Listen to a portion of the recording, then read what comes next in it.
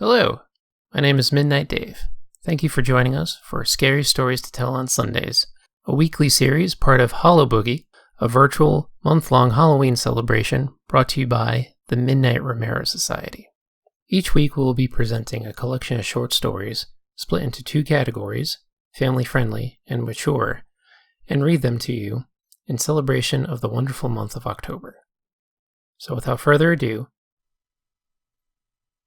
The Halloween Tree by Ray Bradbury. Read by Jenny from the Grave. Chapter 1. It was a small town, by a small river, and a small lake in a small northern part of Midwest state.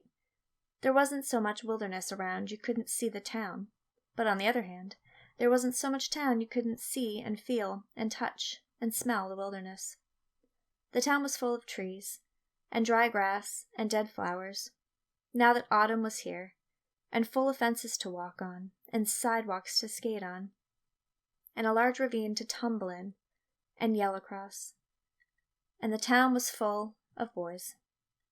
And it was the afternoon of Halloween, and all the houses shut against a cool wind, and the town full of cold sunlight. But suddenly, the day was gone. Night came out from under each tree and spread. Behind the doors of all the houses there was a scurry of mouse feet, muted cries, flickers of light. Behind one door, Tom Skelton, age 13, stopped and listened. The wind outside nested in each tree, prowled the sidewalks in invisible treads like unseen cats. Tom Skelton shivered. Anyone could see that the wind was a special wind this night, and the darkness took on a special feel because it was All Hallows' Eve. Everything seemed cut from soft black velvet, or gold, or orange velvet. Smoke panted up out of 1,000 chimneys, like the plumes of funeral parades. From kitchen windows drifted 2 pumpkin smells. Gourds being cut, pies being baked. The cries behind the locked house doors grew more exasperated as shadows of boys flew by windows. Half-dressed boys, grease paint on their cheeks, here a hunchback, there a medium-sized giant. Attics were still being rummaged, old locks broken, old steamer chests disemboweled for costumes. Tom Skelton put on his bones. He grinned at the spinal cord, the rib cage, the kneecaps stitched white on black cotton. Lucky, he thought. What a name you got, Tom Skelton. Great for Halloween. Everyone calls you Skelton, so what do you wear? Bones. Wham! 8 front doors banged shut. 8 boys made a series of beautiful leaps over flower pots, rails, dead ferns, bushes, landing on their own dry-starched front lawns. Galloping, rushing, they seized a final sheet, adjusted a last mask, tugged at a strange mushroom cap or wigs, shouting at the way the wind took them along, helped their running, glad of wind, or cursing boys' curses as masks fell off, or hung sideways, or stuffed up their noses with a muslin smell like a dog's hot breath. Or just letting the sheer exhilaration of being alive and out on this night pull their lungs and shape their throats into a yell and a yell and a yell. 8 boys collided at one intersection. Here I am, witch! Ape man! Skeleton, said Tom, hilarious inside of his bones. Gargoyle! Beggar! Mr. Death himself. Bang! They shook back from their concussions, all happy-fouled and tangled under a street corner light. The swaying electric lamp belled in the wind like a cathedral bell. The bricks of the street became planks of a drunken ship, all tilted and foundered with dark and light. Behind each mask was a boy. Who's that? Tom Skelton pointed. Won't tell, secret, cried the witch, disguising his voice. Everyone laughed. Who's that?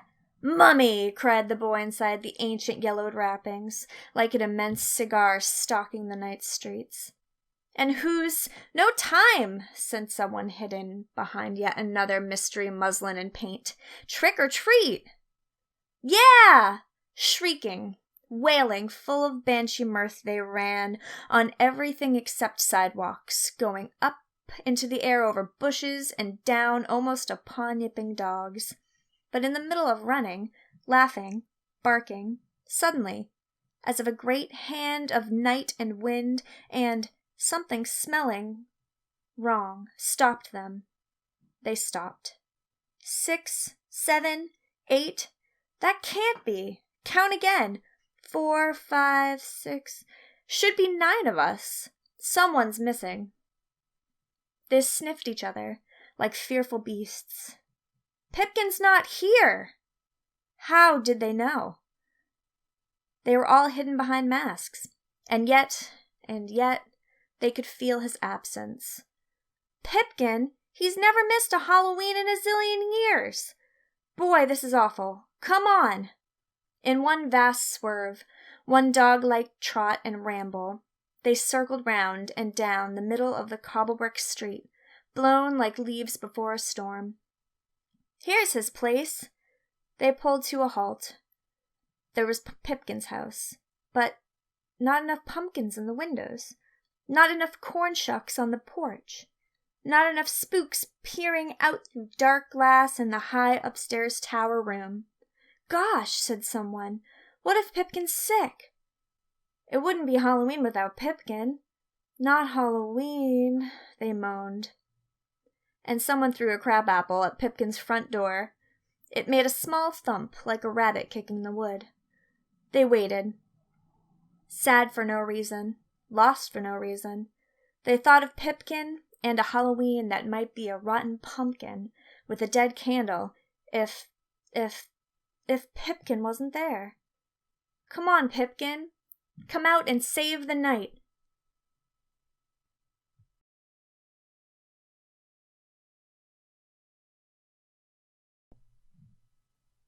It's Jenny from the Grave. Popular home remedies and superstitions of the Pennsylvania Germans from the 1800s and earlier.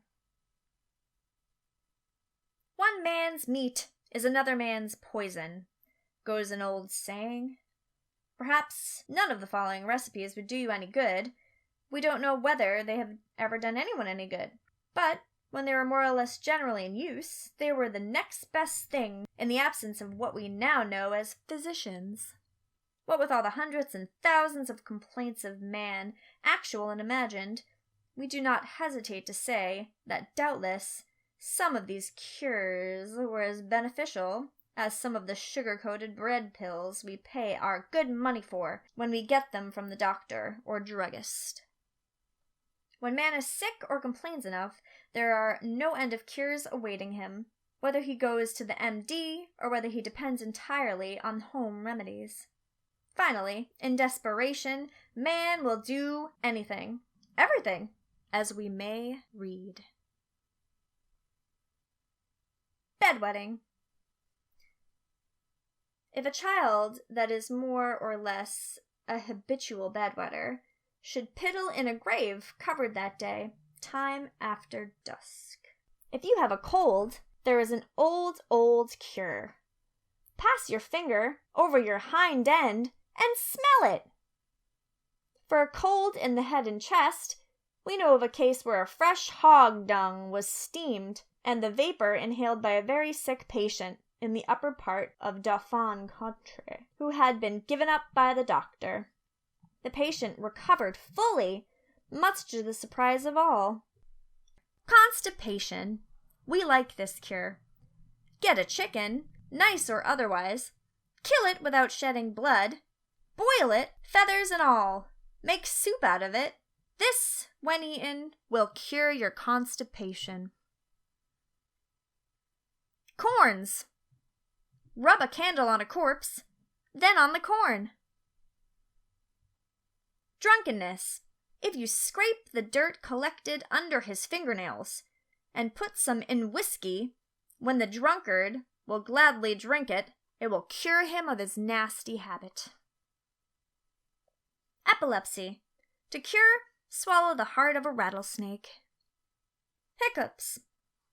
For this uncomfortable and annoying disturbance, sit down with a glass of water by your side, and let someone put a little water in each ear with the finger of each hand, keeping the fingers there until you have drunk all the water. Another hiccup cure. Bend forward so that the hands touch the ground, and say, "Oh, hiccup, I wish that you were in my buttocks." Homesickness. To keep a servant from leaving you, put some of the scrapings from the doorsill in his or her food. Hysteria. This is an old-fashioned, but good. Pass your finger between your toes and smell it. This remedy may also be used for colds. Do not run your fingers through the toes of another person, however. Inflammation. One of the oldest cures known to man, civilized or savage. To reduce inflammation, poultice it with 1 warm cow dung, or other semi-liquid dung. It is also good to draw a boil to a head. Kidney disease. This complaint may be cured by using goat urine. Mustache.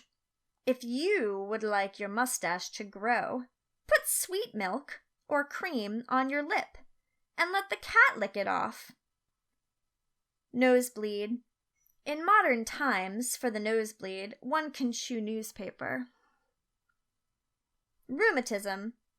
For rheumatism, wear the eye tooth of a pig, or carry 3 potatoes, or the triangular bones of a ham, or put a copper cent into your shoe, or wear a ring made from a horseshoe nail or a brass ring, or put a glass knob under your bed, or tie a dried eel skin around your joints, or carry a coffin nail.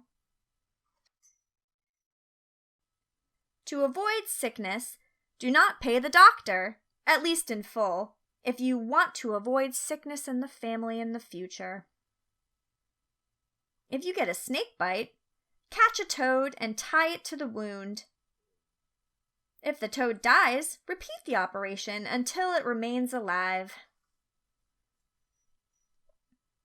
Science has now come to develop the art of curing certain diseases by letting the maggots do the work. Science, we will note, is often but the development of heretofore silly and simple home remedies and analogies. Sneezing.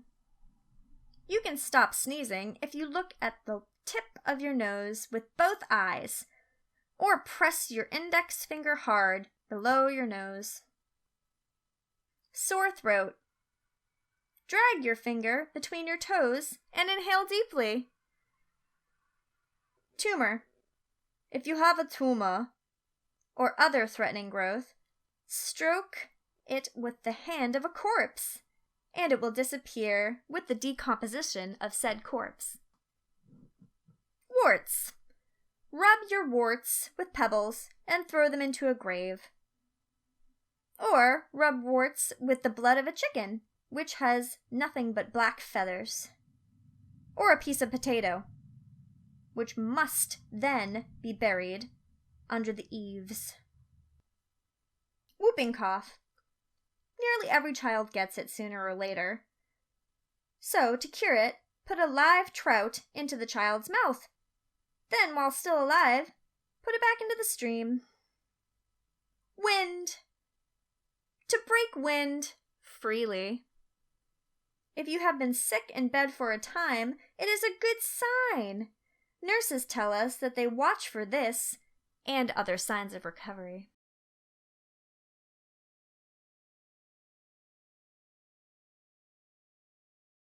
Hello everyone, Midnight Dave here again. Just letting you know that this concludes our family-friendly segment, and up next is our mature segment, so listener discretion is advised. Thank you, and hope you enjoy.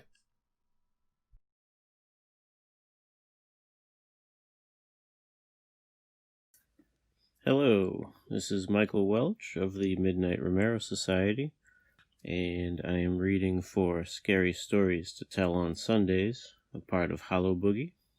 I am going to read the prologue and first chapter from The Stand, my favorite novel of Stephen King, one of those books that definitely got me through some incredibly difficult times, so I'm going to share part of that with you today. So here we go. The circle opens. Sally. A mutter. Wake up now, Sally. A louder mutter. Leave me alone. He shook her harder. Wake up, you gotta wake up. Charlie. Charlie's voice, calling her. For how long? Sally swam up out of sleep. First she glanced at the clock on the night table and saw it was 2:15 in the morning. Charlie shouldn't even be here. He should be on his shift. Then she got her first good look at him, and something leapt up inside her, some deadly intuition. Her husband was deathly pale. His eyes started and bulged from their sockets. The car keys were in one hand. He was still using the other to shake her, although her eyes were open. It was as if he hadn't been able to register the fact that she was awake. Charlie, what is it? What's wrong? He didn't seem to know what to say. His Adam's apple bobbed futilely, but there was no sound in the small service bungalow but the ticking of the clock. Is it a fire? She asked stupidly. It was the only thing she could think of which might have put him in such a state. She knew his parents had perished in a house fire. In a way, he said. In a way, it's worse. You gotta get dressed, honey. Get baby Levon. We gotta get out of here. Why? She asked, getting out of bed. Dark fear had seized her. Nothing seemed right. This was like a dream. Where? You mean the backyard? But she knew it wasn't the backyard. She had never seen Charlie look afraid like this. She drew a deep breath and could smell no smoke or burning. Sally, honey, don't ask questions. We have to get away, far away. You just go get baby Levon and get her dressed. But is there time to pack? This seemed to stop him, to derail him somehow. She thought she was as afraid as she could be, but apparently she wasn't. She recognized that what she had taken for fright on his part was closer to raw panic. He ran a distracted hand through his hair and replied, I don't know. I'll have to test the wind. And he left her with this bizarre statement which meant nothing to her, left her standing cold and afraid and disoriented in her bare feet and baby doll nightie. It was as if he had gone mad. What did testing the wind have to do with whether or not she had time to pack? And where was far away? Reno? Vegas? Salt Lake City? And she put her hand against her throat as a new idea struck her. AWOL. Leaving in the middle of the night meant Charlie was planning to go AWOL. She went into the small room which served as baby Levon's nursery and stood for a moment, indecisive, looking at the sleeping infant in her pink blanket suit. She held to the faint hope that this might be no more than an extraordinary vivid dream. It would pass. She would wake up at 7 in the morning just like usual, feed baby Levon and herself while she watched the first hour of the Today Show, and be cooking Charlie's eggs when he came off shift at 8 a.m., his nightly tour in the reservation's North Tower over for another night. And in 2 weeks he would be back on days and not so cranky, and if he was sleeping with her at night she wouldn't have crazy dreams like this one, and hurry it up, he hissed at her, breaking her faint hope. We got just time to throw a few things together, but for Christ's sake, woman, if you love her, he pointed at the crib, you get her dressed. He coughed nervously into his hand and began to yank things out of their bureau drawers and pile them in helter-skelter into a couple of old suitcases. She woke up baby Levon, soothing the little one as best she could. The 3-year-old was cranky and bewildered at being awakened in the middle of the night, and she began to cry as Sally got her into her underpants, a blouse, and a romper. The sound of the child's crying made her more afraid than ever. She associated it with the other times baby Levon, usually the most angelic of babies, had cried in the night. Diaper rash, teething, croup, colic. Fear slowly changed to anger as she saw Charlie almost run past the door with a double handful of her own underwear. Bra straps tailed out behind him like the streamers from New Year's Eve noisemakers. He flung them into one of the suitcases and slammed it shut. The hem of her best slip hung out, and she just bet it was torn. "What is it?" she cried, and the distraught tone of her voice caused baby Levon to burst into fresh tears just as she was winding down to sniffles. "Have you gone crazy? They'll send soldiers after us, Charlie. Soldiers. Not tonight they won't, he said, and there was something so sure in his voice that it was horrible. Point is, sugar babe, if we don't get our asses in gear, we ain't never gonna make it off in this base. I don't even know how in hell I got out of the tower. Malfunctioned somewhere, I guess. Why not? Everything else sure God malfunctioned. And he uttered a high, loon-like laugh that frightened her more than anything else had done. The baby dressed? Good. Put some of her clothes in that other suitcase. Use the blue tote bag in the closet for the rest. Then we're going to get the hell out. I think we're all right. Wind's blowing east to west. Thank God for that. He coughed into his hand again. Daddy, Baby Levon demanded, holding her arms up. Want Daddy? Sure. Horsey ride, Daddy. Horsey ride. Sure. Not now, Charlie said, and disappeared into the kitchen. A moment later, Sally heard the rattle of crockery. He was getting her pin money out of the blue soup dish on the top shelf. Some $30 or $40 she had put away. $1, sometimes 50 cents at a time. Her house money. It was real then. Whatever it was really real. Baby Levon, denied her horsey ride by her daddy, who rarely if ever denied her anything, began to weep again. Sally struggled to get her into her light jacket, and then threw most of her clothes into the tote, cramming them in helter-skelter. The idea of putting anything else into the other suitcase was ridiculous. It would burst. She had to kneel on it to snap the catches. She found herself thanking God Baby Levon was trained, and there was no need to bother with diapers. Charlie came back into the bedroom, and now he was running. He was still stuffing the crumpled 1s and 5s from the soup dish into the front pocket of his suntans. Sally scooped Baby Levon up. She was fully awake now and could walk perfectly well, but Sally wanted her in her arms. She bent and snagged the tote bag. Where we going, Daddy? Baby Levon asked. I was a-seepin'. Baby can be a-seepin' in the car, Charlie said, grabbing the 2 suitcases. The hem of Sally's slip flapped. His eyes still had that white, starey look. An idea, a growing certainty, began to dawn in Sally's mind. Was there an accident? She whispered. Oh, Jesus, Mary, and Joseph, there wasn't there? An accident. Out there. I was playing solitaire, he said. I looked up and saw the clock had gone from green to red. I turned on the monitor. Sally, they're all... He paused, looking at Baby Levon's eyes, wide, and all those still rimmed with tears, curious. They're all DEAD down there, he said. All but 1 or 2, and they're probably gone now. What's DED, Daddy? Baby Levon asked. Never mind, honey, Sally said. Her voice seemed to come to her from down a very long canyon. Charlie swallowed. Something clicked in his throat. Everything's supposed to maglog if the clock goes red. They got a Chubb computer that runs the whole place, and it's supposed to be fail-safe. I saw what was on the monitor, and I jumped out the door. I thought the goddamn thing would cut me in half. It should have shut the second the clock went red, and I don't know how long it was red before I looked up and noticed it. But I was almost to the parking lot before I heard it thump shut behind me. Still, if I'd looked up even 30 seconds later, I'd be shut up in that tower control room right now, like a bug in a bottle. What is it? What? I don't know. I don't want to know. All I know is that it KILLED them quick. If they want me, they'll have to catch me. I was getting hazard pay, but they ain't paying me enough to hang around here. Wind's blowing west. We're driving east. Come on now. Still feeling half asleep, caught in some awful grinding dream, she followed him out to the driveway, where their 15-year-old Chevy stood, quietly rusting in the fragrant desert darkness of the California night. Charlie dumped the suitcases in the trunk and the tote bag in the back seat. Sally stood for a moment by the passenger door with the baby in her arms, looking at the bungalow where they had spent the last 4 years. When they had moved in, she reflected, Baby Levon was still growing inside her body, all her horsey rides ahead of her. Come on, he said. Get in, woman.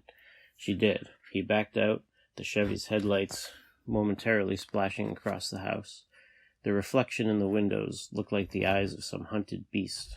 He was hunched tensely over the steering wheel, his face drawn in the dim glow of the dashboard instruments. If the base gates are closed, I'm going to try to crash through. And he meant it. She could tell. Suddenly her knees felt watery. But there was no need for such desperate measures. The base gates were standing open. One guard was nodding over a magazine. She couldn't see the other. Perhaps he was in the head. This was the outer part of the base, a conventional army vehicle depot. What went on at the hub of the base was of no concern to these fellows. I looked up and saw the clock had gone red. She shivered and put her hand on his leg. Baby Levon was sleeping again. Charlie patted her hand briefly and said, "It's going to be all right, hon." By dawn they were running east across Nevada, and Charlie was coughing steadily. Book 1. Captain Trips. June 16th to July 4th, 1990. Chapter 1. Hapscom's Texaco sat on number 93 just north of Arnett, a pissant 4th Street burg about 110 miles from Houston. Tonight the regulars were there, sitting by the cash register, drinking beer, talking idly, watching the bugs fly into the big lighted sign. It was Bill Hapscom's station, so the others deferred to him even though he was a pure fool. They would have expected the same deferral if they had been gathered together in one of their business establishments. Except they had none. In Arnett, it was hard times. In 1980, the town had 2 industries, a factory that made paper products, for picnics and barbecues mostly, and a plant that made electronic calculators. Now the paper factory was shut down, and the calculator plant was ailing. They could make them a lot cheaper in Taiwan, it turned out, just like those portable TVs and transistor radios.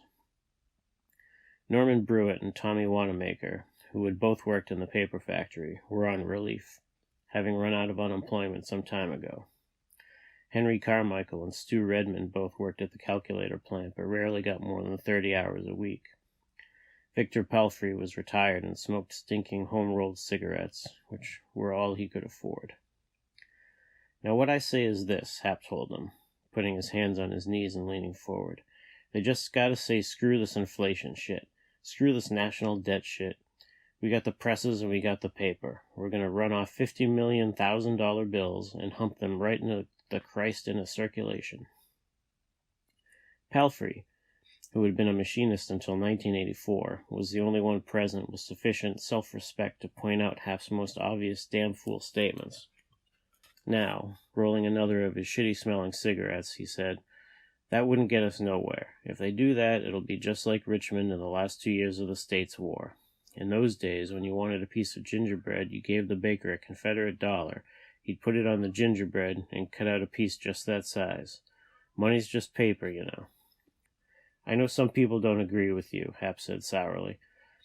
He picked up a greasy red plastic paper holder from his desk. "I owe these people, and they're starting to get pretty itchy about it." Stuart Redmond, who was perhaps the quietest man in Arnett, was sitting in one of the cracked plastic Wilco chairs, a can of Pabst in his hand, looking out the big service station window at number 93. Stu knew about poor. He had grown up that way right here in town, the son of a dentist who had died when Stu was 7, leaving his wife and 2 other children besides Stu. His mother had gotten work at the Red Ball truck stop just outside of Arnett. Stu could have seen it from where he sat right now if it hadn't been burned down in 1979. It had been enough to keep the 4 of them eating, but that was all. At the age of 9, Stu had gone to work, first for Raj Trucker, who owned the Red Ball, helping to unload trucks after school for 35 cents an hour, and then at the stockyards in the neighboring town of Braintree, lying about his age to get 20 back-breaking hours of labor a week at the minimum wage. Now, listening to Hap and Vic Palfrey argue on about money and the mysterious way it had of drying up, he thought about the way his hands had bled at first from pulling at the endless hand trucks of hides and guts. He had tried to keep that from his mother, but she had seen, less than a week after he started. She wept over them a little, and she hadn't been a woman who wept easily. But she hadn't asked him to quit the job. She knew what the situation was. She was a realist. Some of the silence in him came from the fact that he had never had friends, or the time for them. There was school, and there was work.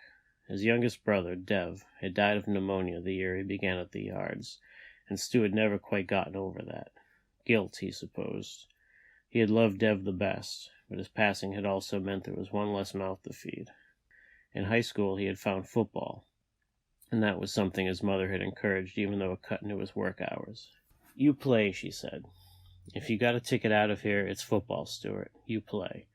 Remember Eddie Warfield." Eddie Warfield was a local hero. He had come from a family even poorer than Stu's own, had covered himself with glory as quarterback of the regional high school team, had gone on to Texas A&M with an athletic scholarship, and had played for 10 years with the Green Bay Packers, mostly as a second-string quarterback, but on several memorable occasions as the starter. Eddie now owned a string of fast food restaurants across the West and Southwest, and in Arnett he was an enduring figure of myth. In Arnett, when you said success, you meant Eddie Warfield. Stu was no quarterback, and he was no Eddie Warfield, but it did seem to him, as he began his junior year in high school, that there was at least a fighting chance for him to get a small athletic scholarship. And then there were work-study programs, and the school's guidance counselor had told him about the NDEA loan program. Then his mother had gotten sick, had become unable to work. It was cancer. 2 months before he graduated from high school, she had died, leaving Stu with his brother Bryce to support. Stu had turned down the athletic scholarship and had gone to work in the calculator factory. And finally it was Bryce, 3 years Stu's junior, who had made it out. He was now in Minnesota, a systems analyst for IBM. He didn't write often, and the last time he had seen Bryce was at the funeral after Stu's wife had died of exactly the same sort of cancer that has killed his mother. He thought that Bryce might have his own guilt to carry, and that Bryce might be a little ashamed of the fact that his brother had turned into just another good old boy in dying Texas town, spending his days doing time in the calculator plant, and his nights either down at Haps or over at the Indian Head drinking Lone Star beer. The marriage had been the best time, and it had only lasted 18 months. The womb of his young wife had borne a single dark and malignant child. That had been 4 years ago. Since, he had thought of leaving Arnett, searching for something better, but small-town inertia held him, the low siren song of familiar places and familiar faces. He was well liked in Arnett. Vic Palfrey had once paid him the ultimate compliment of calling him old-time tough. As Vic and Hap chewed it out, there was still a little dusk left in the sky, but the land was in shadow. Cars didn't go by on 93 much now, which was one reason that Hap had so many unpaid bills. But there was a car coming now, Stu saw. It was still a quarter of a mile distant, the day's last light putting a dusty shine on what little chrome was left to it.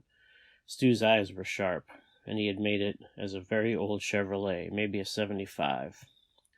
A Chevy, no lights on, doing no more than 15 miles an hour, weaving all over the road.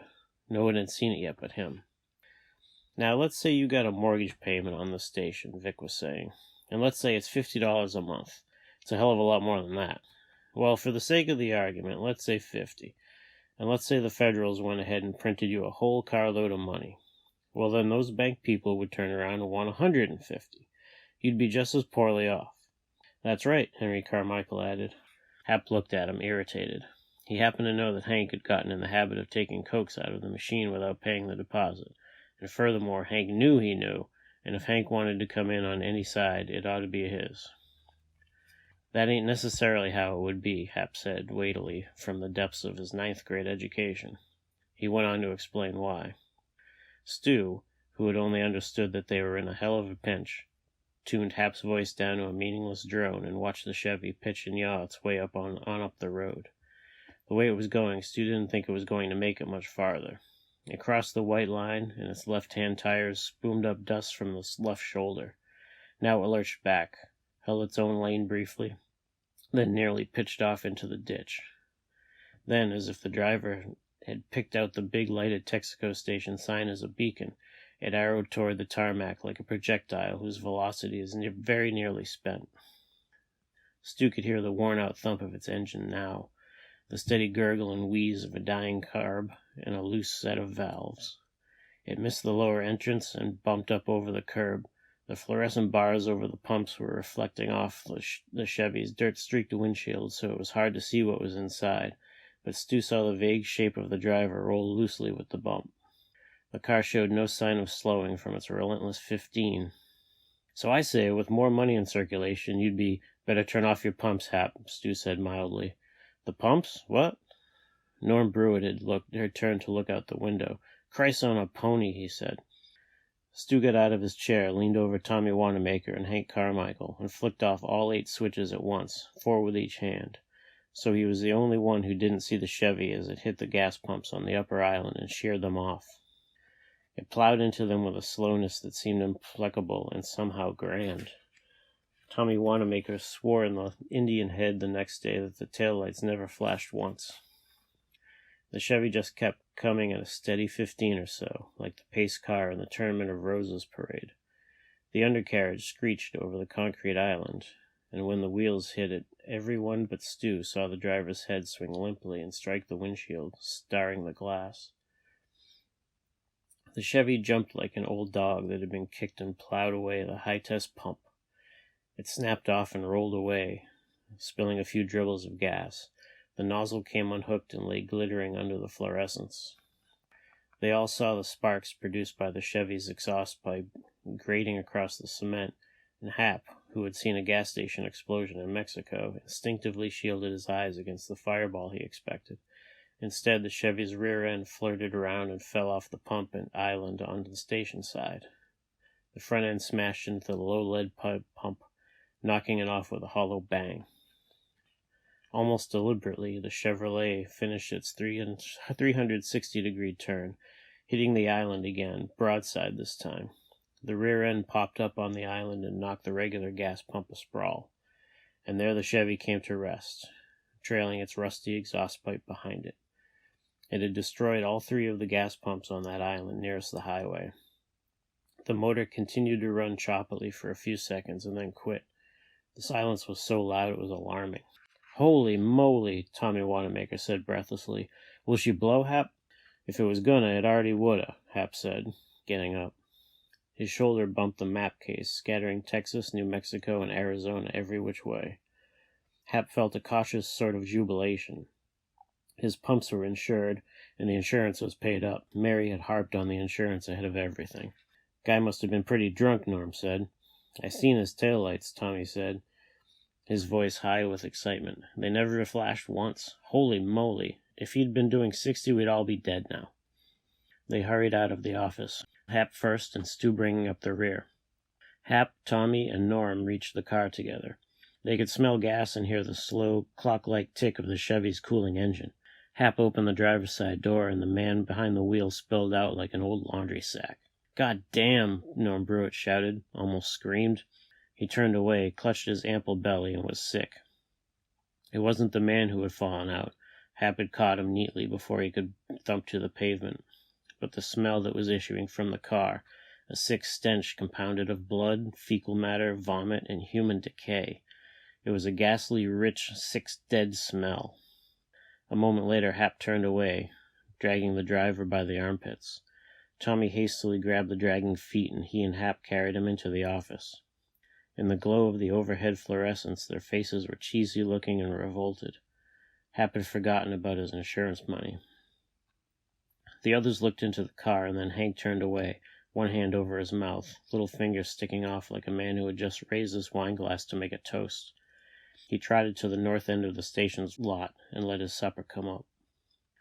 Vic and Stu looked into the car for some time, looked at each other, and then looked back in. On the passenger side was a young woman, her shift dress hiked up high on her thighs. Leaning against her was a boy or girl, about 3 years old. They were both dead. Their necks had swelled up like inner tubes, and the flesh there was a purple-black color, like a bruise. The flesh was puffed up under their eyes, too. They looked, Vic later said, like those baseball players who put lamp-black under their eyes to cut the glare. Their eyes bulged sightlessly. The woman was holding the child's hand. Thick mucus had run from their noses and was now clotted there. Flies buzzed around them, lighting in the mucus, crawling in and out of their open mouths. Stu had been in the war, but he had never seen anything so terribly pitiful as this. His eyes were constantly drawn back to those linked hands. He and Vic backed away together and looked blankly at each other. Then they turned to the station. They could see Hap jawing frantically into the payphone. Norm was walking toward the station behind them, throwing glances at the wreck over his shoulder. The Chevy's driver's side door stood sadly open. There was a pair of baby shoes dangling from the rearview mirror.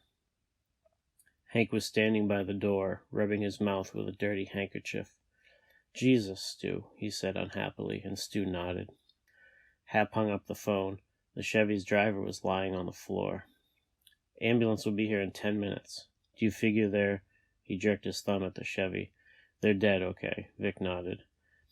His lined face was yellow pale, and he was sprinkling tobacco all over the floor as he tried to make one of his shitty-smelling cigarettes. They're the two deadest people I've ever seen. He looked at Stu, and Stu nodded, putting his hands in his pockets. He had the butterflies. The man on the floor moaned thickly in his throat, and they all looked down at him. After a moment, when it became obvious that the man was speaking or trying very hard to speak, Hap knelt beside him. It was, after all, his station. Whatever had been wrong with the woman and child in the car was also wrong with this man. His nose was running freely, and his respiration had a peculiar undersea sound, a churning from somewhere in his chest. The flesh beneath his eyes was puffing, not black yet, but a bruised purple.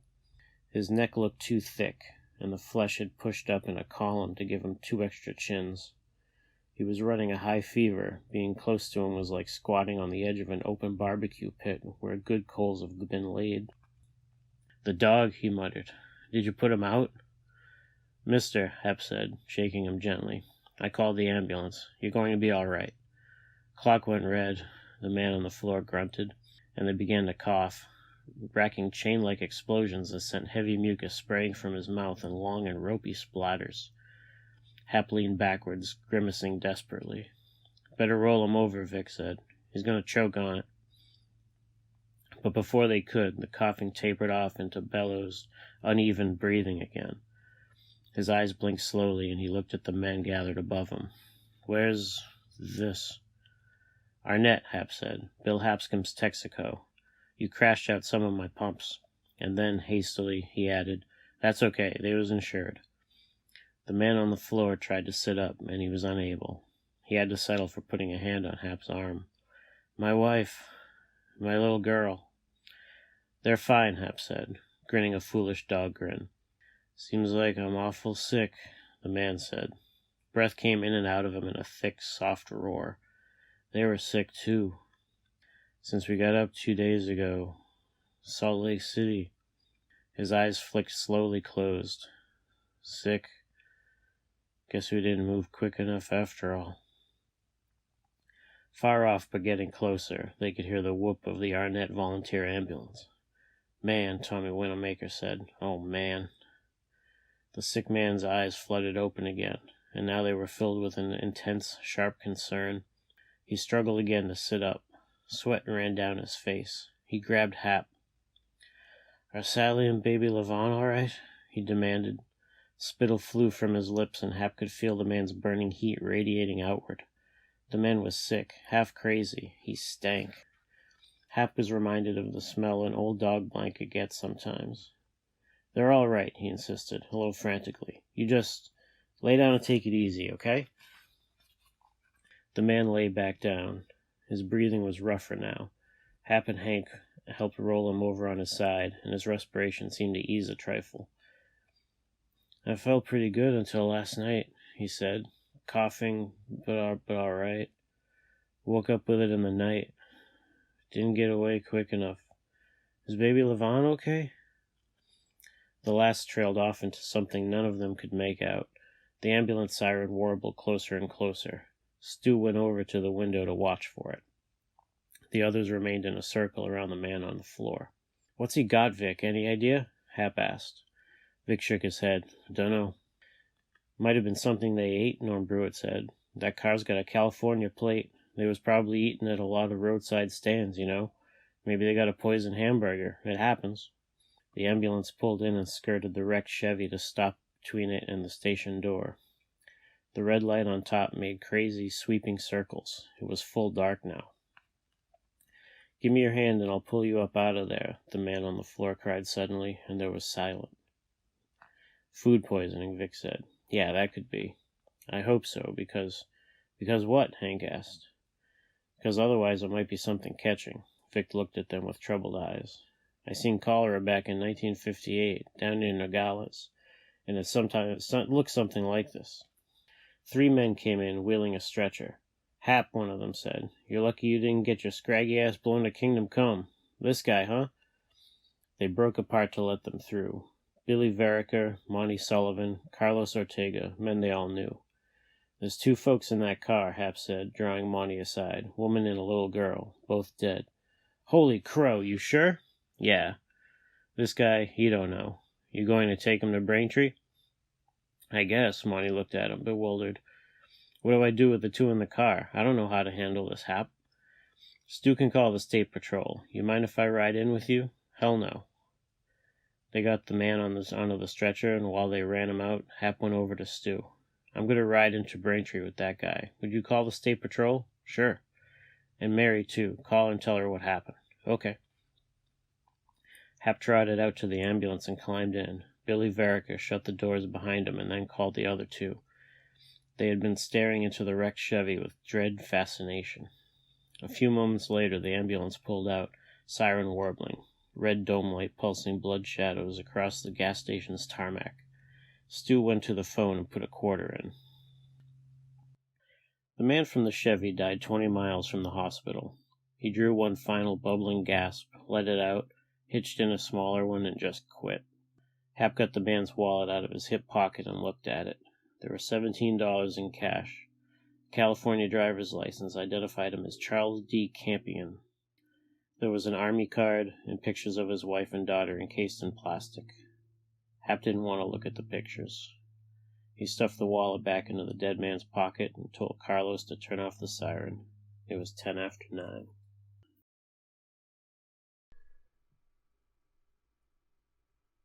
Midnight Dave here again. Thank you for joining us for this week's Scary Stories to Tell on Sundays. To find out more information about this and other events that we have planned throughout the great month of October, please visit Hallo'Boogie.com. Tune in next week. Same great time, same great channel. Until then, keep it safe, keep it scary.